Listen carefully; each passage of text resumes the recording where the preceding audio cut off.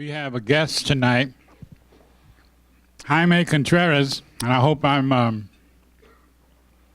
pronouncing his name the correct way, from our sister local 32BJ, not only our sister union in Maryland and D.C., but our sister union in New York, New Jersey, Pennsylvania, wherever I can name 1199 is where 32BJ is, except in Virginia.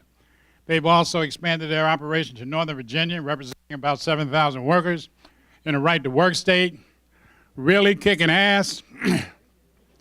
Not only is he the leader of the union, but he's also the leader of the immigration movement in Maryland and D.C.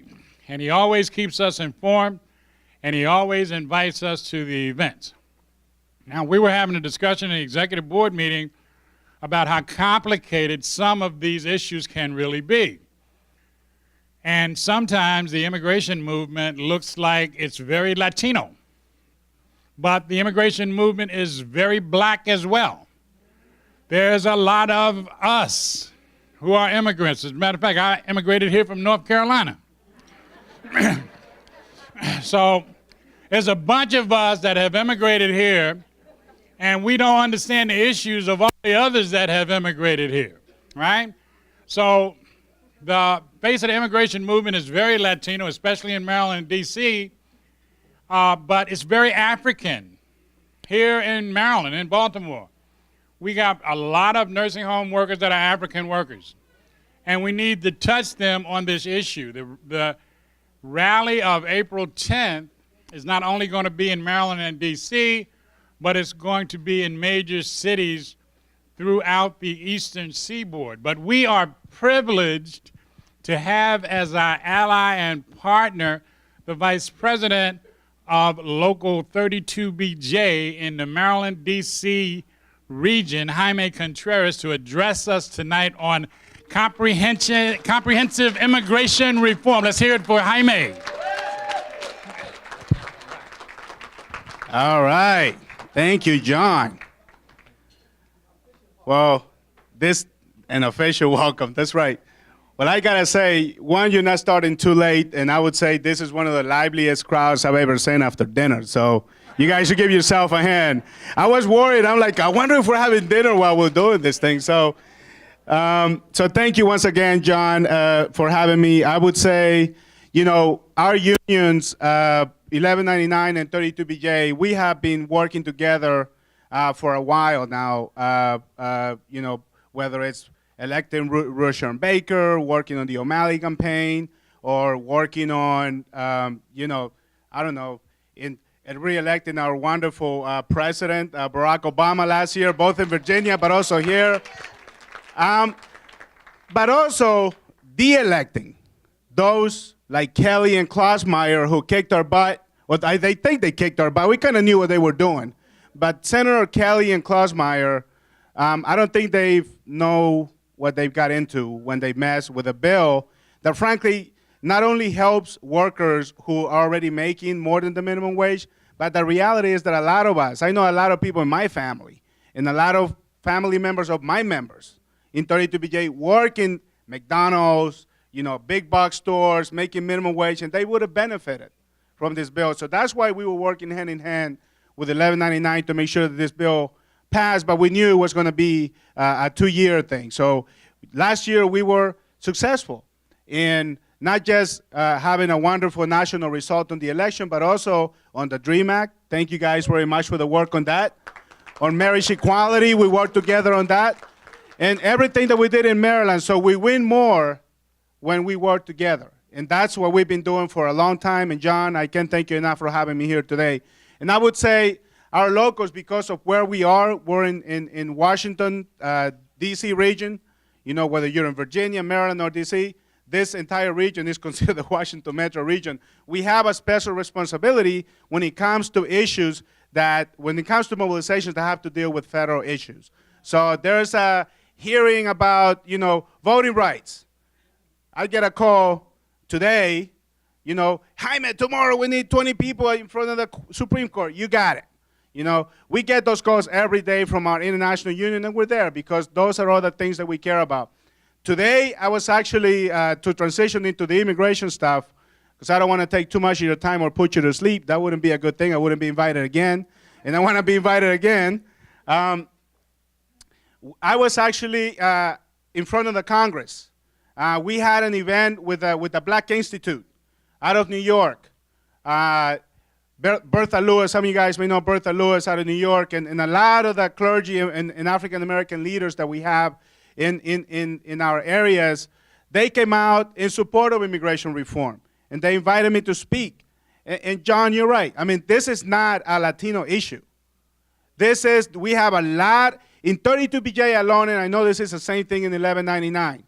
We have members from 64 different countries in our union, from Europe, from Africa, from Asia, from Central and South America, from you name it. We have members from those places, and they're brown, white, yellow, they're from all over the world, and that's who we're fighting for when we talk about immigration reform. We're fighting for all the members that are affected by these issues. So what I wanted to do today is to talk a little bit about the immigration debate that's going on, and I just have a little bit of a dialogue. I want to make sure that I ask some questions so you guys can, be interactive with me here. But this year, we're going to talk. The immigration debate has taken #1 priority outside of the sequester and other, BS that we got to deal with every day with our elected officials that we should unelect next time around. But immigration reform, our president has said, is one of his top priorities for this year, and he's kept to that word. So I guess some folks may ask, well, we're a union. Why do we care about this? And what is it? What is it that we're trying to accomplish? What are we talking about when we say immigration reform? Can people just become U.S. citizens if they're undocumented? And how? This is a complicated issue. How are we going to win? So let me ask some of you guys, and don't be shy. Why do you think we as a union should be participating and supporting our immigrants, brothers and sisters? Why should we focus on this issue? Just out of curiosity. Anybody? Sir.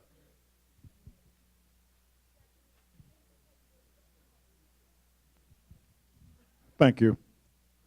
The reason I think that we should be supporting immigration is today, was a young lady came up to me, her husband died a year ago, and she is not a legal resident of the United States.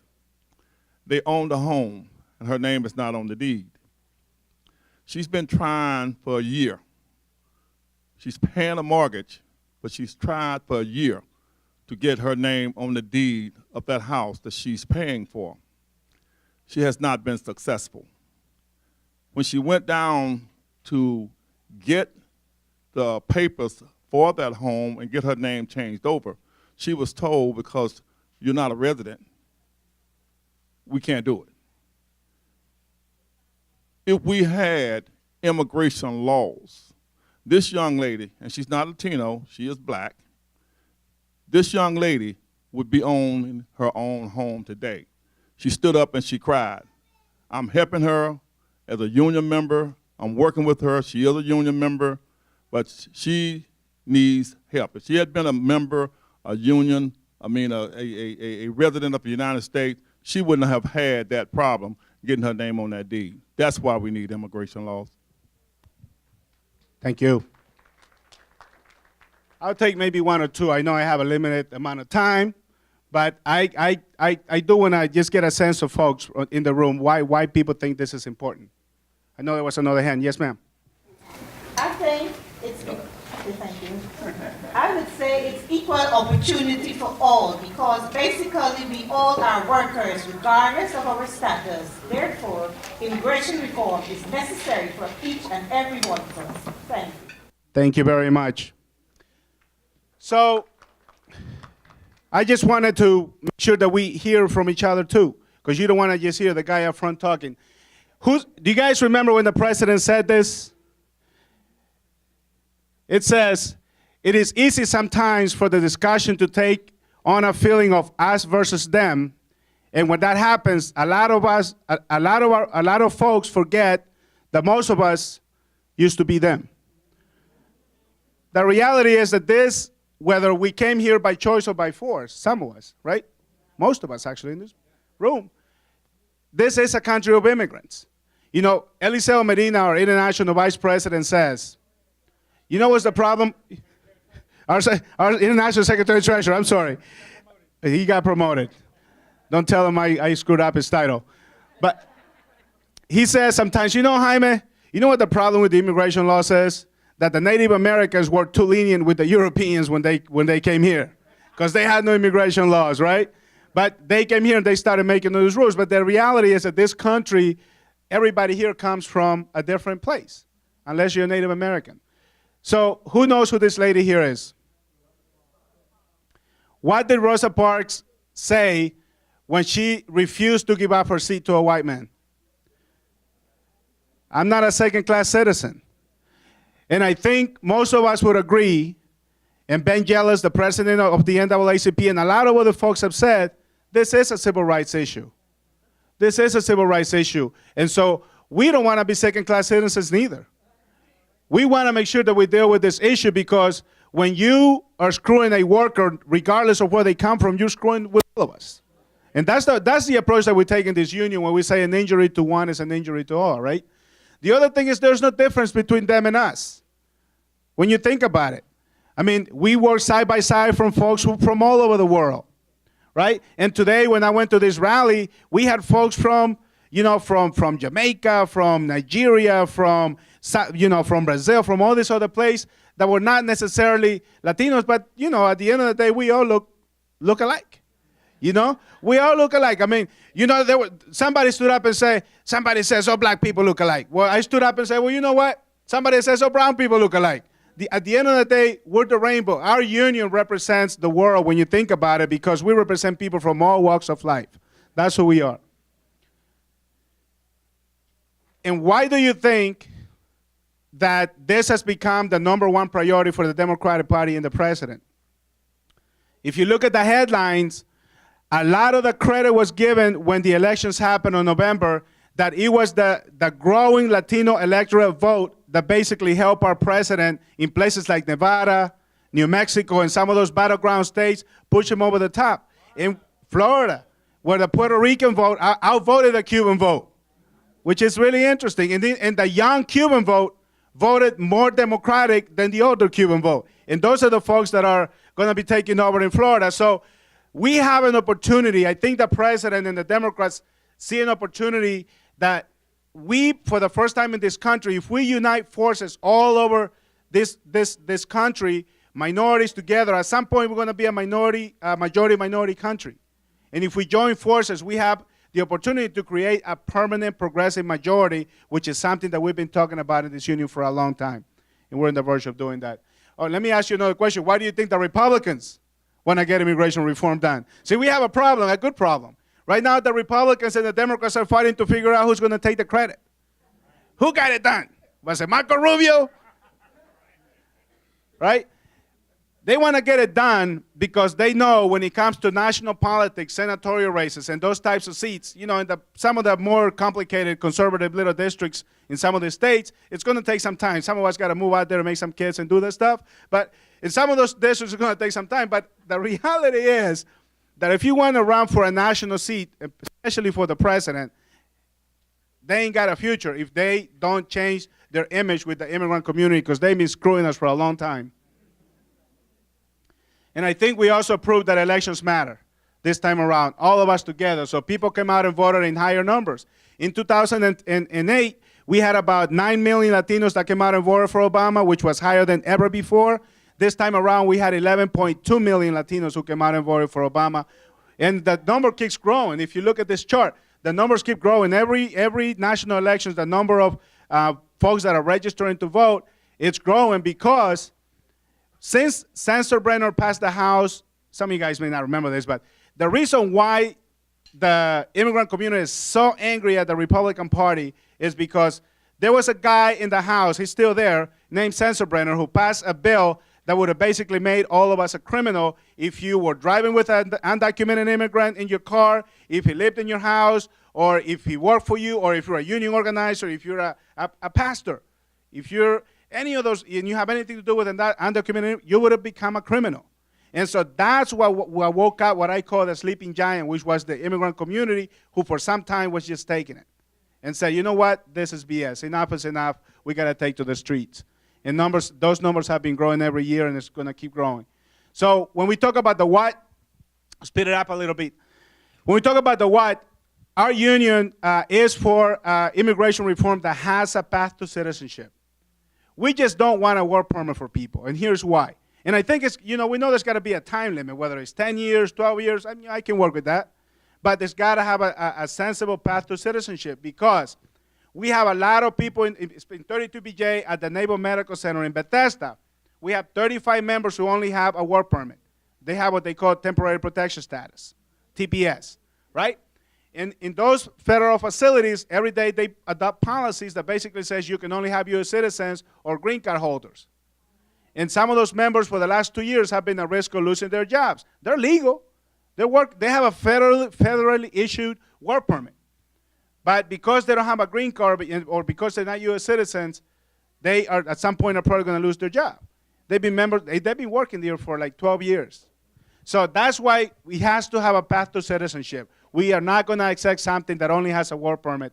We have to have a system so that in the future, when people want to come to work, they don't have to. If there's one thing that the anti-immigrant folks and all of us agree on is, none of us want illegal immigration. I don't want illegal immigration. I don't want people to risk their lives through the border and their kids' lives coming here and documented. But we now have to have a process in place that for future immigrants, they can apply for a visa back home, and if there's a job waiting for you, then you should be allowed to come here. That's the other thing and that is obviously those visas have to have all the labor protections that we all have. Because if you attach it to the employer, what's going to happen is, once we go organize that unit, they're going to fire those people and they're going to lose their visas, right? So it's got to have all the labor protection so that it makes all of our economy, and it makes all of us stronger. I think the president on the 28th of January, that what they call the Gang of Eight came out and said, we are for immigration reform, for Senate Republicans, for Democrats. And the next day the president spoke, and he laid out his principles, which are very close to our principles on what we want. Path to citizenship, labor protections, future flow, all that, and people have taken to the streets. And this is why we think that this is the time that we have to get this done, and we're not alone. There's about 500 organizations working with us in this campaign for April 10th. So you have SEIU, you have Center for Community Change, you have all the labor unions, including the AFL-CIO and other folks who are working on this issue. And believe it or not, this is the last slide, because this is the most important slide. Here's where here's where our unions play a significant role and a key role.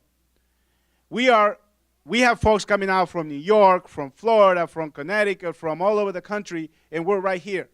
So our mandate is to fill what is called the west lawn of the Capitol, of the U.S. Capitol, which is the side facing the Washington Monument, with thousands and thousands of people on April 10th. So that day, we're going to be out at 3:30 in front of the U.S. Capitol, and we hope that we're going to see you guys there. Are you guys going to be there? And join, I would say, conservatively, probably another 100,000 people from all over this area, from all over the country. So I hope to see you all there, April 10th, 3:30. Thank you very much. Thank you for your time. Let's hear it for Jaime.